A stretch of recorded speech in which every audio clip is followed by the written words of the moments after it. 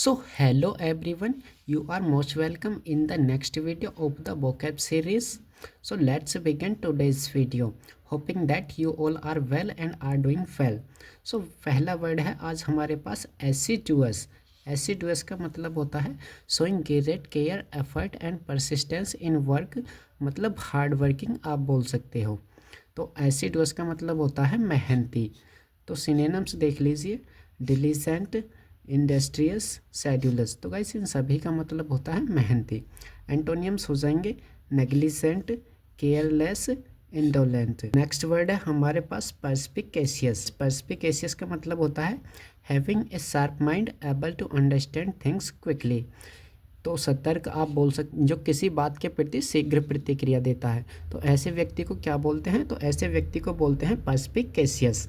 Synonyms देख लीजिए, synonyms हो जाएंगे इंसाइटफुल, परसेप्टिव। परसेप्टिव को आप इम्पोर्टेंट मार्क कर लीजिए, यह वर्ड एग्जाम में पूछा जाता है। एंटोनियम्स हो जाएंगे foolish, slow, unintelligent.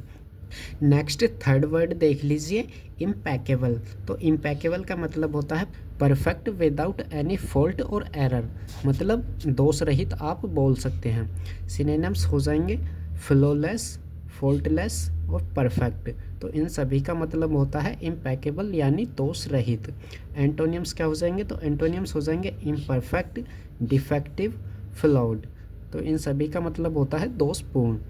Fourth word है विजिलेंट। तो विजिलेंट का मतलब होता है careful and watchful for possible danger और डिफ़िकल्टीज।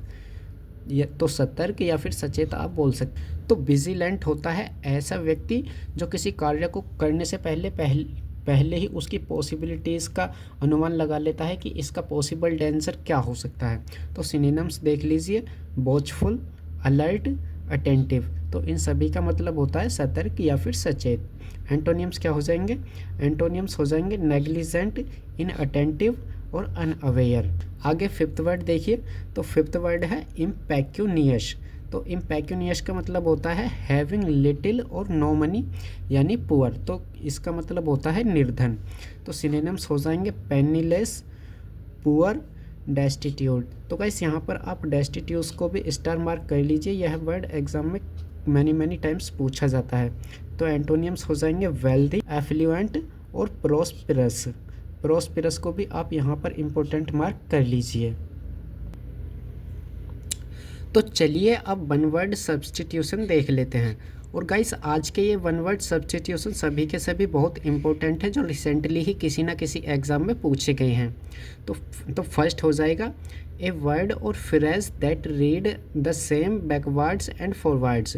तो गाइस ऐसे वर्ड को बोलते हैं पैलिंड्रोम।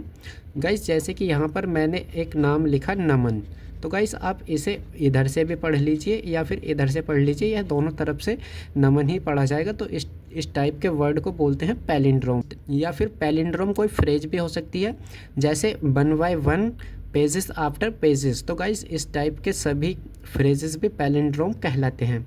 नेक्स्ट हो जाएगा a sudden violent outburst of emotion और एक्टिविटी।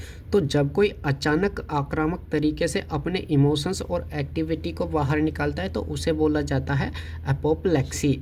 थर्ड हो जाएगा ए प्रोलॉन्ग्ड एंड बाइटर क्वेरल और डिस्प्यूट।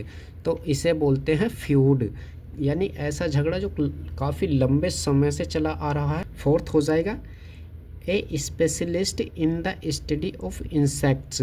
तो ऐसे व्यक्ति को बोलते हैं एंटोमोलॉजिस्ट। एंटोमोलॉजिस्ट मतलब कि जो कीड़े मकोड़े होते हैं, एक प्रकार से कीट आप बोल सकते हैं, तो उनकी जो स्टडी करता है उसे बोला जाता है एंटेमोलॉजिस्ट। नेक्स्ट है फियर ऑफ बीइंग टच्ड। तो गाइस किसी से टच होने का जो डर होता है, जैसे कि आप किसी भीड़ भाड़ वाले रेलवे स्टेशन या फिर एयरपोर्ट पर पहुंच जाते हैं, तो वहां आपको जो लोगों से टच होने का डर है उसी को बोला जाता है haphephobia. Haphephobia. Idioms and phrases देख लीजिए। तो फर्स्ट है go through fire and water. तो go through fire and water का मतलब होता है to pass through all types of hardships, यानी कि सभी प्रकार की कठिनाइयों या परेशानियों से गुजरना, उसे बोला जाता है go through fire and water. Next हो जाएगा गो रेड इन द फेस। तो गो रेड इन द फेस का मतलब होता है टू फील एम्ब्रेस्ड, यानी कि शर्मिंदगी महसूस करना, यानी कि आपने कोई ऐसा कार्य कर दिया है जिसके लिए आपको शर्मिंदगी फील करनी पड़ रही है, तो उसे बोला जाता है go red in the face. Third हो जाएगा in apple and pie order. In apple pie order का मतलब होता है कम्प्लीटली अरेंज्ड। तो जब चीज़ें कम्प्लीटली अरेंज्ड होती हैं तो उसे हम बोलते हैं in apple pie order. Fourth देख लीजिए, फोर्थ हो जाएगा होल्ड वंस हॉर्सेस। तो होल्ड वंस हॉर्सेस का मतलब होता है to tell someone to stop and consider carefully. यानी कि जब आप खुद को किसी काम को करने से रोकते हैं या फिर किसी दूसरे से किसी काम को करने से रोकते हैं और उसके बारे में केयरफुल्ली कंसीडर करने यानी सोचने के लिए बोलते हैं, तो उसे बोला जाता है होल्ड वंस हॉर्सेस। फिफ्थ देख लीजिए, फिफ्थ है jump on the band wagon. Jump on the band wagon इसका मतलब होता है फॉलो ट्रेंड। तो गाइस फॉलो ट्रेंड यानी कि जैसे आपने देखा होगा एक कच्चा बादाम गाना आया था तो सभी ने उस पर रील बनाई थी, और जैसे कि एक अभी पीछे आया था गाना सुनेगा क्रिस का गाना, तो सभी लोगों ने उस पर इतनी रीलें बनाई कि वो वायरल हो गया। तो गाइस इस टाइप से जो लोग हरकतें करते हैं उसे बोला जाता है jump on the band wagon. तो ये पांचों भी आप याद रखेंगे। तो गाइस ये थी हमारी आज की वीडियो। होप दैट वीडियो आपको अच्छा लगा है। बाकी कमेंट बॉक्स आपके लिए खुला है, तो वहाँ पर आप अपनी प्रतिक्रिया दे सकते हैं। So be consistent, be hard working and keep learning with before exam. So मिलते हैं नेक्स्ट वीडियो में।